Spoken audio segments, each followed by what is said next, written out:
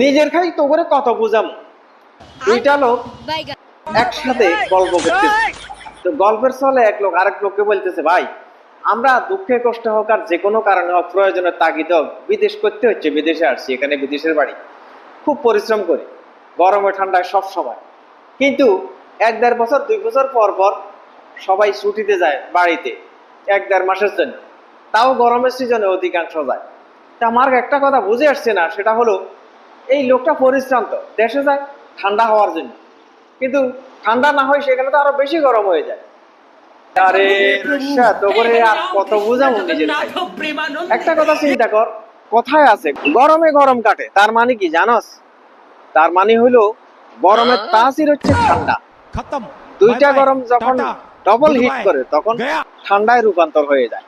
যেমন মনে কর, কারেন্ট হচ্ছে গরম জিনিস, AC, fridge, air condition, thermocol, এগুলো হচ্ছে গরম জিনিস। এই দুইটা গরম যখন একসাথে লাইন লাগায় তখন ঠান্ডা হাওয়া হয়।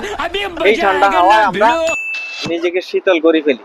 সেই ওই রকম লোকটা এখানে পরিশ্রান্ত, ঠিক আছে, এদেশের গরম 50 ডিগ্রি, দেশের গরমও প্রায় 50 ডিগ্রি। এখন দুইটা গরম যখন ডবল হিট হয়ে যায় তখন আস্তে করে পরাজিত সৈনিকের মতো ঠান্ডা হয়ে যায়। এবার বুঝতে পেরেছিস? বোকা চোদা।